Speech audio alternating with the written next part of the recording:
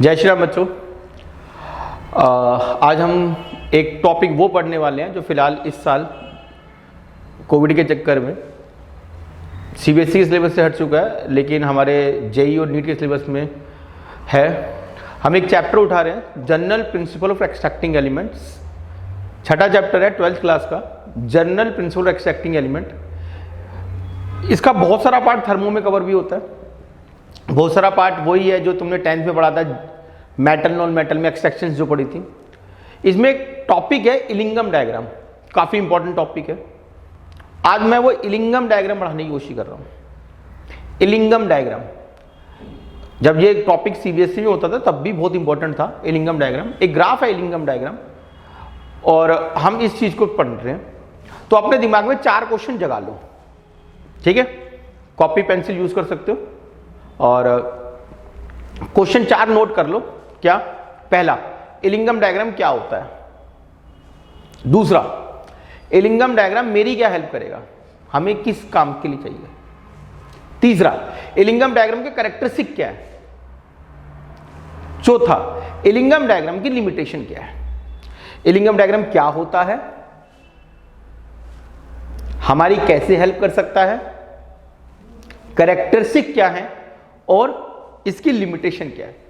तो सबसे पहले इलिंगम डायग्राम क्या होता है। तुम्हारी एनसीईआरटी में, 12th क्लास के एनसीईआरटी में ये डायग्राम दे रखा है, तुम्हें एक ग्राफ बना रखा है।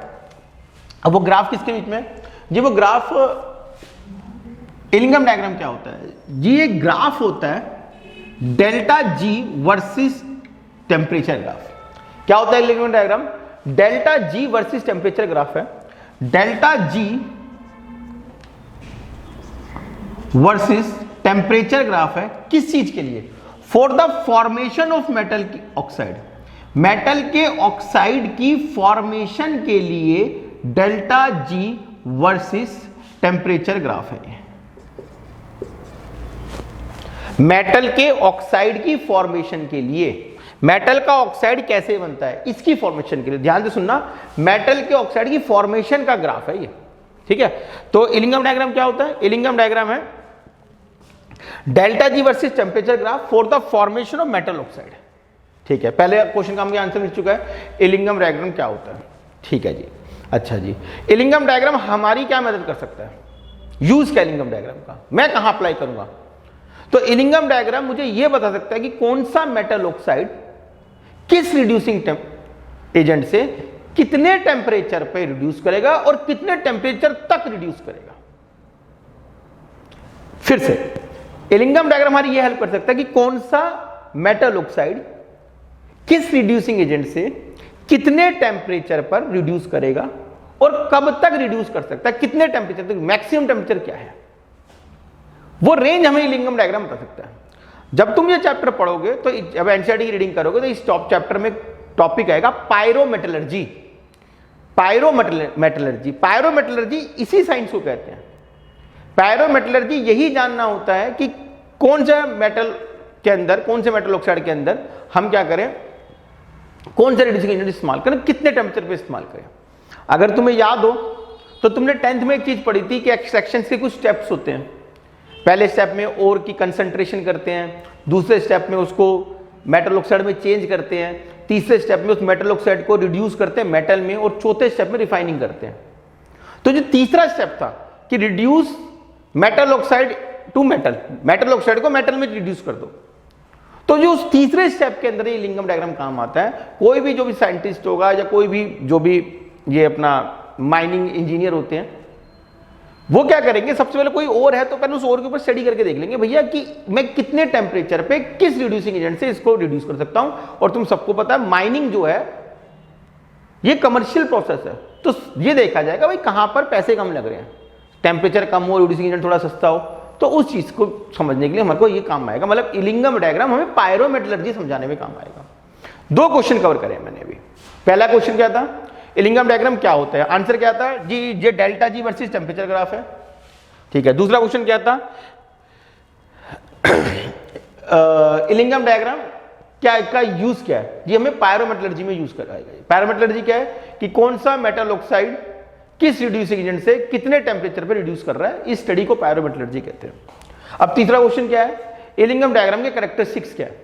अब क्या कैरेक्टरिस्टिक है इलिंगम डायग्राम के, भैया देखो तुम्हें जब ये ग्राफ दिखेगा तो इस ग्राफ के अंदर ना 3-4 तरह की तुम्हें स्ट्रक्चर्स दिखाई देंगे, मतलब ऐसा कुछ होगा। जब तुम ग्राफ देख रहे हो ध्यान से देखो ग्राफ को, ग्राफ में क्या है, यहां कहीं पर जीरो डेल्टा जी जीरो है, यहां कहीं पर पॉजिटिव है और यहां कहीं पर नेगेटिव है, ऐसा कुछ है। ठीक, अब तुम इस ग्राफ में जरा लाइंस देखोगे तो कैसी लाइंस आ रही हैं। कुछ लाइंस ऐसी हैं जो नीचे की तरफ जा रही हैं, कुछ लाइंस ऐसी होंगी जो सीधी जा रही होंगी, कुछ लाइन ऐसी होंगी जो ऊपर की तरफ जा रही होंगी, और ऊपर की मतलब ऐसे होगा। कुछ ऐसा होगा कि एक शार्प कर्व ले जाएगा, शार्प कर्व, जैसे ऊपर ये भी आ रहा है ऊपर ये एकदम शार्प एकदम। कुछ लाइन आपस में एक दूसरे को काट रही होंगी। तो हर लाइन का, हर चीज का, हर पॉइंट का मतलब है, हर लाइन का हर चीज का मतलब है। ध्यान से देखो, तुमने एक चीज सुनी हुई है 11वीं क्लास के अंदर, क्या, delta G is equal to delta H minus T delta S. ये सुना हुआ भाई, delta G is equal to delta H minus T delta S. और सबने इतना रटा हुआ है कि जी डेल्टा जी नेगेटिव होगा तभी प्रोसेस स्पॉन्टेनियस होगा, पढ़ा हुआ हमने, डेल्टा जी नेगेटिव होगा तभी प्रोसेस स्पॉन्टेनियस होगा, हमने सुना हुआ ये। ठीक है जी। अच्छा, डेल्टा एस क्या होता है? डेल्टा एस एंट्रोपी होता है, एंट्रोपी। अब मैं तुमसे पूछूं एंट्रोपी किसकी ज्यादा, सॉलिड की, लिक्विड की या गैस की? तुम कहोगे जी गैस की एंट्रोपी ज्यादा होती है सॉलिड और लिक्विड से, लिक्विड की एंट्रोपी सॉलिड से ज्यादा है, सॉलिड की एंट्रोपी कम होती है। ठीक, तो डेल्टा जी को डेल्टा एस को मैं कुछ प्रोपोर्शनेट कर सकता हूं कि डेल्टा एन जी से, जिसका number of mole of gas ज्यादा आएगा, change in number of mole of gas ज्यादा होगा, इसमें number of mole of gas ज्यादा बन रहे होंगे, उसमें डेल्टा एस ज्यादा होगा। ठीक, फॉर एग्जाम्पल जैसे मान लिया जाए कार्बन जमा ऑक्सीजन देता है CO2। कार्बन क्या है जी? कार्बन सॉलिड होता है। ऑक्सीजन क्या है जी? ऑक्सीजन तो गैस होता है। CO2 क्या है जी? CO2 भी गैस होता है। ठीक है जी। डेल्टा Ng क्या है? प्रोडक्ट में number of mole of gas that is 1 minus reactant में number of mole of gas वो भी 1 है। कितना आ गया? 0 हो गया। ऐसे केस में इन चीजों का जो ग्राफ होगा ना वो सीधा चला जाएगा। अब तुम ध्यान से देखो इस ग्राफ में कौन कौन सी लाइनें सीधी हैं। सारी लाइनें वो सीधी हैं जिसमें डेल्टा Ng 0 आ रहा है। ठीक है। अच्छा, ये भी हो सकता है जैसे मैग्नीशियम जमा ऑक्सीजन देता है MgO। ठीक, अब मैंने बैलेंस कर दिया इसको। ये क्या है? सॉलिड है। ऑक्सीजन क्या है? गैस है। MgO क्या है? सॉलिड है। डेल्टा Ng कैसे निकालू जी मैं? प्रोडक्ट में number of mole of gas 0, reactor में number of mole gas half. Net क्या हुआ जी? एंट्रोपी तो कम हो गई। नेट क्या है? नेगेटिव आ रही है। डेल्टा Ng नेगेटिव आ रहा है, डेल्टा Ng नेगेटिव आ रहा है तो डेल्टा S नेगेटिव आएगा, और डेल्टा S नेगेटिव आएगा तो डेल्टा G पॉजिटिव आएगा। डेल्टा S अगर नेगेटिव हुआ तो डेल्टा G पॉजिटिव आएगा। तो जितनी लाइनें, तुम ध्यान से देखो, जितनी लाइनें ऊपर को जा रही हैं, जितनी लाइनें ऊपर को जा रही हैं वो होगा जिसके अंदर डेल्टा Ng क्या हो? हमारा नेगेटिव हो। जो सीधी थी वो क्या थी? डेल्टा Ng पॉजिटिव वाली। जो ऊपर को जाएंगी वो क्या है? डेल्टा Ng नेगेटिव वाली। फिर से देख लो भाई, मैं क्या कह रहा हूं, मैं कह रहा हूं हम सबको ये पता है थर्मोडायनेमिक्स के अंदर इलिंगम डायग्राम क्या था, क्या बोला मैंने जी? Gibbs free energy versus temperature graphs है। अब गिब्स फ्री एनर्जी कहां पढ़ा है? थर्मोडायनेमिक्स से पढ़ा है भाई। ठीक है। और थर्मोडायनेमिक्स में हमने गिब्स फ्री एनर्जी का फॉर्मूला क्या पढ़ा? Delta G equal to delta H minus T delta S। अब delta G equal to delta H minus T delta S है। डेल्टा S क्या होता है जी? एंट्रोपी होता है, चेंज इन एंट्रोपी होता है। चेंज इन एंट्रोपी किस पे डिपेंड करता है जी? डिपेंड किस पे करता है? इस पे डिपेंड करता है डेल्टा Ng पे। किसी के नंबर ऑफ मोल गैस बढ़ रहे होंगे तो डेल्टा S एंट्रोपी बढ़ रही होगी, किसी के नंबर ऑफ मोल गैस कम हो रहे होंगे तो एंट्रोपी कम हो रही होगी। और डेल्टा S अगर पॉजिटिव हो गया तो मैथ्स के हिसाब से साफ पता लग रहा है अगर ये पॉजिटिव हो गया तो इसके नेगेटिव होने के चांस है। तो ऐसा कोई भी केस जिसके अंदर डेल्टा Ng नेगेटिव है उसमें डेल्टा G पॉजिटिव की तरफ चल पड़ेगा ग्राफ। जिसमें 0 है वो क्या करेगा? जिसमें डेल्टा Ng 0 है वो ग्राफ सीधा चल रहा होगा, और जिसमें डेल्टा Ng नीचे को आ रहा है वो ग्राफ कौन सा है? ऐसा कोई भी ग्राफ जिसमें डेल्टा Ng पॉजिटिव आ रहा होगा। अब अगर ध्यान से तुम देखो तो सारे के सारे जो ग्राफ तुम्हें दिख रहे हैं ये सारे के सारे ग्राफ ऐसे ही हैं। तो कैरेक्टरिस्टिक्स क्या है जी? ये जो लाइंस हैं, ये जो ग्राफ बनाए हैं, हमने क्या करा, अगर तुम देखो एक बार इस ग्राफ को ध्यान से देखो, इस ग्राफ में क्या दे रखा है? इस ग्राफ में जैसे एक दे रखा है, ये अपना एक दे रखा है, ऊपर को एक लाइन जा रही है, कार्बन मोनोऑक्साइड O2 देता है CO2, 2 CO जमा O2 देता है 2 CO2। इसको जरा देखिए हम, CO2 क्या होता है? CO2 गैस होता है। अच्छा जी, प्रोडक्ट में नंबर ऑफ मोल गैस कितने हैं? 2। रिएक्टर में नंबर ऑफ मोल गैस कितने हैं? 3। 2 में से 3 क्या आया? नेगेटिव।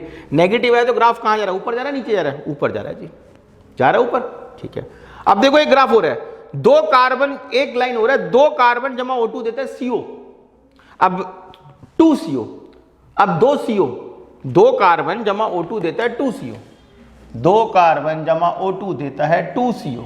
अब 2 CO ये क्या है? गैस। ये क्या है? गैस। ये क्या है? सॉलिड। डेल्टा एन जी क्या आ रहा है? डेल्टा एन जी 2 - 1 क्या आ रहा है?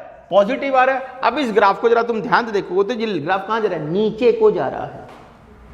ठीक है जी, तुम जितने भी ग्राफ देख रहे हो, जो भी ऊपर जा रहे हो, डेल्टा एन जी नेगेटिव के, नीचे आ रहे डेल्टा एन जी पॉजिटिव के। तो पहला कैरेक्टरिस्टिक यही है कि इन लाइंस का मतलब है, एक डेल्टा एन जी पता लग जाएगा कि कौन सी रिएक्शन टेम्परेचर बढ़ने पर नॉन स्पॉन्टेनियस की तरफ चल रही है, कौन सी स्पॉन्टेनियस की तरफ चल रही है। ठीक है जी, एक बात। उसके बाद था जी शार्प कर्व भी आते हैं। ये शार्प कर्व क्या कह रहे हैं? जैसे एनसीईआरटी में इसको एक शार्प कर्व को जो है आराम से मैग्नीशियम के अंदर शो करा हुआ है, सबसे नीचे मैग्नीशियम के अंदर शो करा हुआ है। तो ये शार्प कर्व भी है। शार्प कर्व क्या कहते हैं जी? शार्प कर्व ये बताते हैं कि फेस चेंज हुआ। फेस चेंज हुआ मतलब ऐसा हुआ होगा ना, जैसे यहां पर कोई चीज होगी, फॉर एग्जांपल सॉलिड्स, मतलब जैसे जो मैग्नीशियम है, जैसे मैग्नीशियम है, फॉर एग्जांपल मैग्नीशियम सॉलिड रहा होगा, उदाहरण के लिए यहां तक सब में सॉलिड रहा होगा, और ये जो टेम्परेचर होगा ये उसका क्या होगा? मेल्टिंग पॉइंट होगा। मेल्टिंग पॉइंट होते ही मैग्नीशियम क्या हो गया होगा? मेल्टिंग पॉइंट होते ही मैग्नीशियम लिक्विड हो गया होगा। लिक्विड होते के साथ ही एंट्रोपी में एकदम चेंज आया होगा। तो जहां जहां पर भी शार्प कर्व है ना, वो उसका फेस चेंज है। या तो वो चीज सॉलिड से लिक्विड बन गई है, या वो चीज लिक्विड से गैस बन गई है। ये फेस चेंज कर डिनोट कर रहा है शार्प कर्व। ठीक है, अब एक और पॉइंट देखो। एक पॉइंट ये भी था कि भाई कहीं कहीं ये काट भी रहे हैं, इसको एनसीईआरटी पॉइंट नंबर ए से डिनोट करा गया, और एनसीईआरटी के अंदर क्वेश्चन भी है कि ये क्या डिनोट कर रहा है। ध्यान से देखो, अगर तुम पूरी की पूरे इस ग्राफ को देखते हो, ध्यान से इस ग्राफ को स्टडी करते हो, तो नीचे हाई रिएक्टिव्स हैं, ऊपर लो रिएक्टिव और लो रिएक्टिव और लो रिएक्टिव, और सबसे ऊपर और लो रिएक्टिव। अगर तुम देखते हो सबसे नीचे मैग्नीशियम है और सबसे ऊपर कॉपर दे रखा है। हर बच्चे को पता है मैग्नीशियम हाई रिएक्टिव है, कॉपर का लो रिएक्टिव है। और जो भी सीक्वेंस है, मैग्नीशियम के ऊपर एल्यूमिनियम है, एल्यूमिनियम मैग्नीशियम से कम रिएक्टिव होता है। एल्यूमिनियम के ऊपर जिंक है, वो और कम रिएक्टिव होता है। और सबसे ऊपर हमारा फिर Fe है, Fe जिंक से कम रिएक्टिव होता है। Fe के ऊपर कॉपर है, तो भाई सबको पता है, हम तो बात की। तो नीचे से ऊपर जाते वक्त क्या होता है? लो रिएक्टिव होता है। तो फॉर एग्जांपल अगर ये मेटल, जैसे यहां पे तुम देख रहे हो एनसीईआरटी में, ये मैग्नीशियम है और ये एल्यूमिनियम है, तो इस पॉइंट ए का मतलब है कि इतने टेम्परेचर से पहले मैग्नीशियम एल्यूमिनियम को रिड्यूस करेगा, और इस टेम्परेचर के बाद क्या होगा? कौन नीचे आ गई? किसकी लाइन नीचे आ गई? एल्यूमिनियम की नीचे आ गई, मैग्नीशियम के ऊपर आ गई। इस टेम्परेचर के बाद एल्यूमिनियम मैग्नीशियम को रिड्यूस करना लग जाएगा, मतलब ये टेम्परेचर पे डेल्टा जी 0 हो जाएगा, इक्विलिब्रियम में प्रोसेस चला जाएगा। तो तुम ये मत सोचना कि यार मैं 10 डिग्री टेम्परेचर रखता था तो रिएक्शन होती थी, मैं 100 डिग्री कर देता हूं रिएक्शन और ज्यादा हो जाएगी। वो क्या पता भैया उसका इंटरसेक्शन पॉइंट आ जाए, रिएक्शन रिवर्स ही हो जाए। ठीक है, वंस मोर, नीचे वाला ऊपर वाले को रिड्यूस करता है। तो ये ग्राफ अगर मैंने पूरा बना के तैयार कर लिया तो मुझे पता लग जाएगा कौन सी लाइन कहां कट रही है, कितने टेम्परेचर पे कट रही है। तो मुझे पता लग जाएगा मुझे अगर मैग्नीशियम को एल्यूमिनियम से रिड्यूस करने के लिए रखना है तो इस टेम्परेचर से नीचे ही नीचे रखना है। इस टेम्परेचर ऊपर जाते ही एल्यूमिनियम मैग्नीशियम को रिड्यूस करने लग जाएगा। ठीक है जी, वंस मोर फिर से एक बार सुनते हैं। हमने अब तक क्या पढ़ा? मैंने पढ़ाया भैया गिब्स फ्री एनर्जी क्या होती है। क्या होती है गिब्स फ्री एनर्जी? क्या बताया मैंने? Delta G versus temperature graph है for the formation of metal oxide. Second point, Gibbs free energy हमारी क्या हेल्प कर सकता है? पायरोमेटलर्जी में हेल्प कर सकता है। ये हमें ये बता सकता है कौन सा मेटल ऑक्साइड कितने टेम्परेचर पे किस रिड्यूसिंग एजेंट से रिड्यूस होगा और कब तक रिड्यूस होगा। जैसे मुझे पता लगा कि एल्यूमिनियम के ऑक्साइड मैग्नीशियम से रिड्यूस हो सकते हैं और इस टेम्परेचर से पहले रिड्यूस हो सकते हैं, उसके बाद नहीं हो सकते। पायरोमेटलर्जी कहते हैं इसको। ठीक है जी, मैंने बोला जी इसके इलिंगम डायग्राम के कैरेक्टरिस्टिक क्या है? ये कैरेक्टरिस्टिक बताइए। इसमें बहुत सारे ग्राफ्स की लाइंस आ रही है, स्लोप आ रहे हैं। जो ऊपर को जा रहा है वो डेल्टा जी नेगेटिव को डिनोट कर रहा है, जो नीचे को आ रहा है वो डेल्टा जी पॉजिटिव को डिनोट कर रहा है, जो सीधे जा रहे हैं ग्राफ वो डेल्टा एन जी जीरो को रिप्रेजेंट करते हैं। ठीक है जी, delta N G negative, delta N G positive और डेल्टा एन जी। जिसका डेल्टा एन जी नेगेटिव है उसमें गिव्स फ्री एनर्जी पॉजिटिव की तरफ चल रही है ऊपर को, जिसमें डेल्टा एन जी पॉजिटिव है उसमें गिव्स फ्री एनर्जी नेगेटिव की तरफ चल पड़ी है, जिसमें डेल्टा एन जी जीरो है उसमें गिव्स फ्री एनर्जी क्या है, एक इक्विलिब्रियम पे चल रही है, जो भी कुछ है। ठीक है जी। उसके बाद शार्प कर्व का मतलब है फेस चेंज। यहां पर भी शार्प कर्व वो फेस चेंज का मतलब वो फेस चेंज है। अच्छा जी, जब दो लाइन आपस में कट रही है तो उसका मतलब क्या है जी, नीचे वाला ऊपर वाले को रिड्यूस कर सकता है। जैसे अब मेरे को पता लग गया कि मैग्नीशियम जो है एल्यूमिनियम ऑक्साइड को रिड्यूस कर सकता है, मगर इस टेम्परेचर के पहले, इस टेम्परेचर के बाद नहीं। ठीक है जी। अब लास्ट चीज बची इसकी लिमिटेशन क्या है, इलिंगम डायग्राम कहां पर खत्म हो जाएगा, कहां पर हमें लिमिट कर जाएगा। तो भैया अगर ध्यान से सुनो, सबसे पहला शब्द हमने क्या पढ़ा, इलिंगम डायग्राम थर्मोडायनामिक बेस्ड होता है, delta G versus temperature graph है। अब जितने बच्चों ने थोड़ा भी पढ़ा हुआ है केमिस्ट्री उन्हें पता है कि पूरी थर्मोडायनामिक्स की एक ही लिमिटेशन है, क्या? थर्मोडायनामिक्स कभी काइनेटिक्स नहीं बता सकते। थर्मोडायनामिक्स ने मुझे यह बता दिया कि मैग्नीशियम से एल्यूमिनियम रिड्यूस हो सकता है, मैग्नीशियम को यूज करके एल्यूमिनियम को रिड्यूस करवा लो तुम, मगर ये नहीं हो सकता कि कितने स्पीड पे, एक दिन में, 2 दिन में, 1 घंटे में, 2 घंटे में। थर्मोडायनामिक्स की पहली और आखिरी लिमिटेशन ये थी कि thermodynamics can predict spontaneity of the reaction but can't predict the kinetics of the reaction. उसमें तो मुझे केमिकल काइनेटिक्स पढ़ना चाहिए। और यहां पर एक एनसीईआरटी में बहुत अच्छा क्वेश्चन भी दे रखा है, तुम चाहो तो इसको भी लिमिटेशन बना लो। कहते हैं एल्यूमिनियम के ऑक्साइड मैग्नीशियम से रिड्यूस हो सकते हैं, जैसा कि ग्राफ में दिख रहा है, फिर करते क्यों नहीं है? तो भाई सब बिल्कुल क्लियर सी बात है, एल्यूमिनियम को रिड्यूस करने के लिए मैग्नीशियम खराब करोगे क्या तुम? एक कॉस्टली मेटल को बनाने के लिए दूसरा कॉस्टली मेटल खराब करते फिर क्या फायदा जी? महंगा पड़ता है, नहीं करते इसलिए, महंगा पड़ता नहीं करते इसलिए। ठीक है जी। अच्छा जी, और इसी में एक क्वेश्चन और ज्यादा है, एनसीईआरटी में क्वेश्चन और दे रखा है, काफी अच्छी चीज है ये। जितने भी फर्नेस होते हैं, तुमने देखा होगा कभी डिस्कवरी पे देख लिया हो कभी, तो तुमने देखा होगा कि उसमें जब लोहा निकल रहा होता है फर्नेस से, भट्टी से, तो एकदम पिघला हुआ निकलता है। तो क्वेश्चन है कि हम जितने भी, इंटेक्स क्वेश्चन है, हम जितने भी मेटल निकालते हैं, एक्सट्रैक्शन करते हैं, बड़ी बड़ी फर्नेस के अंदर मेल्ट फॉर्म में करते हैं, क्यों? ये आंसर है, इसलिए बड़ी बड़ी फर्नेस में टेम्परेचर ज्यादा करके मेल्ट कर देते हैं। क्यों कर देते हैं? टेम्परेचर ज्यादा, मेल्ट करने पर एंट्रोपी भी ज्यादा, नेट ये पूरी टर्म ज्यादा, और ये पूरी टर्म अगर ज्यादा हो गई तो ये डेल्टा जी नेगेटिव आ जाएगा, प्रोसेस स्पॉन्टेनियस हो जाए, इसलिए करते हैं। समझ में आई? टेम्परेचर ज्यादा होगा, लिक्विड फॉर्म में बनेगा तो एंट्रोपी भी ज्यादा होगी। लिक्विड फॉर्म में बनाने के लिए टेम्परेचर ज्यादा करा तो भाई टी भी ज्यादा है, तो टी डेल्टा एस टर्म ज्यादा है तो नेगेटिव टर्म ज्यादा होगी, तो डेल्टा जी नेगेटिव आ जाएगा, प्रोसेस स्पॉन्टेनियस हो जाएगा। ठीक है, चलो फिर से एक बार देख लेते हैं इसका लिमिटेशन क्या है इलिंगम डायग्राम का। इलिंगम डायग्राम लिमिटेशन ये है, थर्मोडायनामिक बेस्ड है, और थर्मोडायनामिक्स से हमें सिर्फ ये पता लग जाता है कि रिएक्शन होगा या नहीं होगा, ये कभी नहीं पता लगता कि रिएक्शन की स्पीड क्या है। पहली लिमिटेशन। दूसरी लिमिटेशन, इनमें सारे के सारे प्रोसेस को इक्विलिब्रियम पे जाएगा ही जाएगा ये मान के चल रहे हैं, जबकि ऐसा होता नहीं है। डेल्टा जी जीरो को मानने का मतलब ये कि प्रोसेस इक्विलिब्रियम में जाएगा ही जाएगा, सारे प्रोसेस इक्विलिब्रियम पे प्रैक्टिकली नहीं जा पाते हैं। ये 2 लिमिटेशन है। 4 क्वेश्चन बताया मैंने इलिंगम डायग्राम पे, इलिंगम डायग्राम क्या होता है, क्या हेल्प करेगा, कैरेक्टरिस्टिक क्या है और लिमिटेशन क्या है। चारों के चारों बहुत इंपॉर्टेंट है। और एक बारी क्लास के बाद एक बारी एनसीईआरटी से इलिंगम डायग्राम रीड जरूर कर लो, रीड जरूर कर लो। जितने भी नीट और जेई वाले हैं उनको पता होगा कि भैया नीट और जेई के अंदर हमें एनसीईआरटी के पेज नंबर को छोड़ के सब कुछ आना चाहिए। ये जो इलिंगम डायग्राम है ये थोड़ा सा कंट्रास्टिंग कर दिया है काम, क्या? क्योंकि आगे इंडेक्स में लिखा होता है कि जितने भी ऑरेंज बॉक्स है वो कोर्स में नहीं है, तो इलिंगम डायग्राम की जो एक्सप्लेनेशन है वो ऑरेंज बॉक्स में कर दी गई है। अभी हिसाब से तो कोर्स में नहीं है ये, लेकिन इलिंगम डायग्राम को ऑरेंज बॉक्स में नहीं करा गया, तो ये कोर्स में भैया इसके हिसाब से इसको ढंग से कर लो, अच्छा है, अच्छे क्वेश्चन आते हैं इसके ऊपर।